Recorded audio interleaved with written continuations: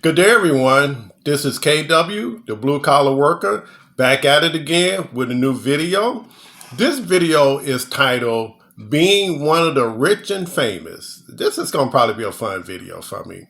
Being part of the rich and famous. Before I get started, though, I just want to say I'm not some guru. I'm not some life coach. I'm none of those things. I'm just a guy on the internet giving my opinion on life. So let's begin. Being one of the rich and famous. You've seen it. You see it all the time. You probably don't recognize it, but you see it. You see people all the time being one of the rich and famous. They got the big houses they can't afford. They got the luxury cars they can't afford. They taking trips they can't afford. All because society tells us we have to live that lifestyle. We got to be one of the rich and famous. You see it, My Lottery Dream House or whatever that show is called. These people, they win a lottery and they get in touch with the host, David. And then David goes out and show them houses that they probably wouldn't have been able to afford had they not have won that money, right? So the people go out, they want this humongous house, 20,000 bedrooms and baths, big old landscape. They want all this stuff that in the real world they would not have. And that's what I call being part of the rich and famous. You know, we buy things that we really can't afford. And I'm not saying all because, if this doesn't apply to you, then just let it blow right past. Let it blow past you. You know, this is all for entertainment. It's my opinion. I'm not out here to hurt or insult anyone. So don't write in my comment getting on my case because, it's just my opinion. It's like an a-hole. Everybody's got one. So this is just mine. So back to what I was saying. We tend to buy more than what we really need. You take my house. It's a single level, a couple of bedrooms, not much, the average house. And I'm single, so that's all I need. But looking at all these shows make me want to go out there and buy me a big house. Make me want one. Hell, I want me a big car too. I want me a Rolls Royce. After looking at these athletes, that's how society make us think that what we have is not enough. We have to go out and we got to spend excessive amounts of money that we probably don't have to show off to people who really don't care. You don't want stuck with that big payment. Not them. You take athletes, and it's, it's not my money, but it kind of breaks my heart sometimes. I look at some of these fighters, and they're not the Floyd Mayweather, and it breaks my heart to see Floyd, even though that's my boy. How many, they say he got 100 cars? Well, 100 luxury cars. 300,000-400,000 a piece, sitting up in his garage, not being driven, I'm sure. What if that money was instead put in the stock market or some other investment? And I'm not saying that Floyd don't have those investments, because I'm sure he does. He's a pretty smart guy. But you get my drift.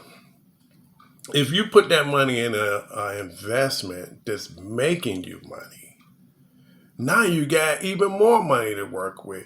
And how many cars can you drive at one time? Maybe one, maybe two.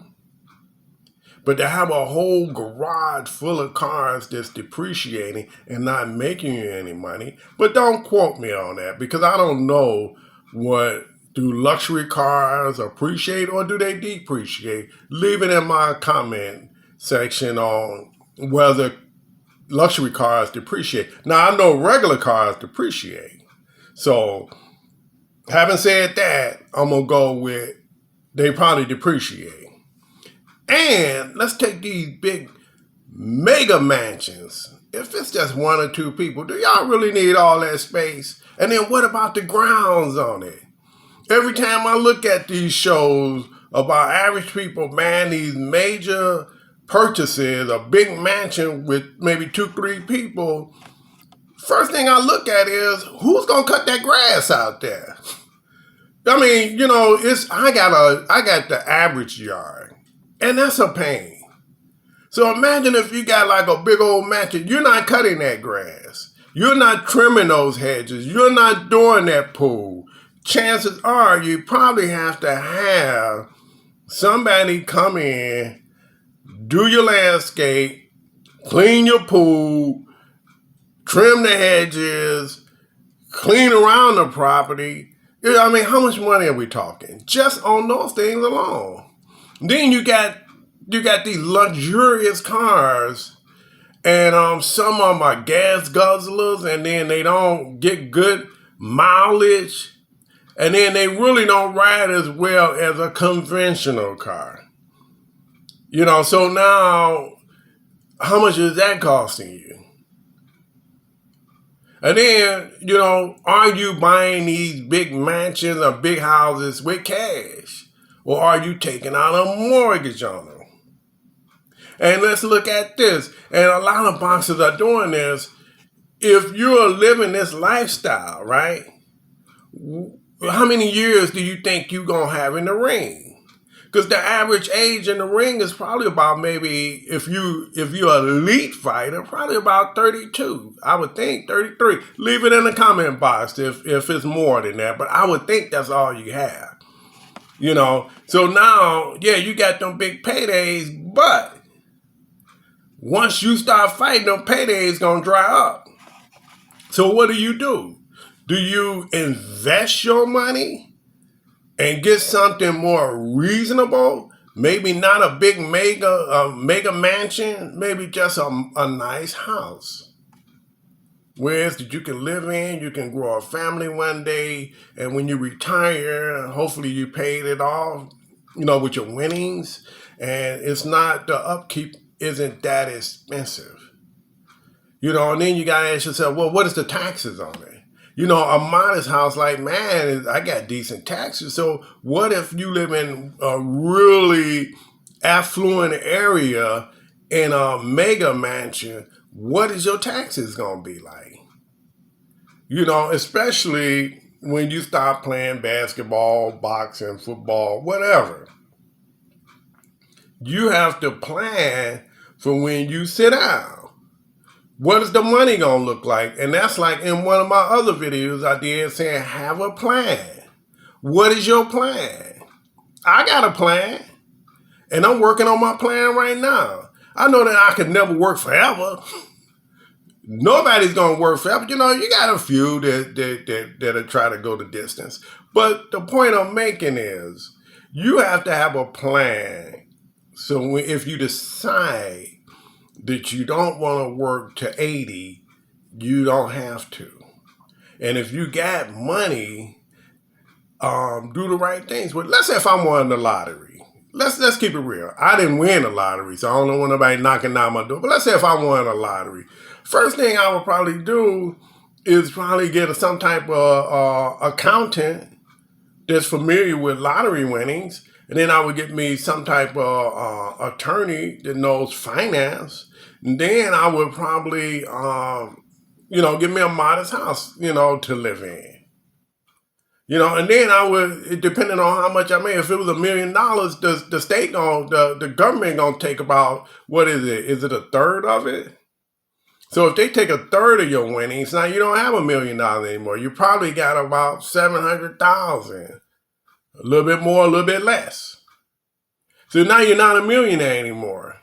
And this guy on that My Lottery Dream, I was, oh, you're a millionaire. And the people only won like $1 million. No, they're not a millionaire. But he pumping them up like that. And they say, oh, yeah, I'm a millionaire. No, you're not. You got money, but you're not a millionaire anymore because the government just took theirs out. So why would you buy? And I'm not telling people what to do with their change. You know, do whatever you want to do with your money. You know, God bless you. The point I'm trying to make is you stay within reason of anything, you know, because you know, we look at these mega millionaires and all these people, well, they got it like that.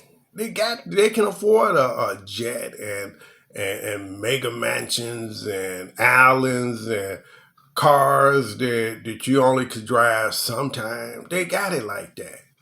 But that for the average Joe like myself that's doing a 9 to 5, you know, I gotta stay within my lane. You know, I gotta be careful of how much money I'm spending because I don't have it like that.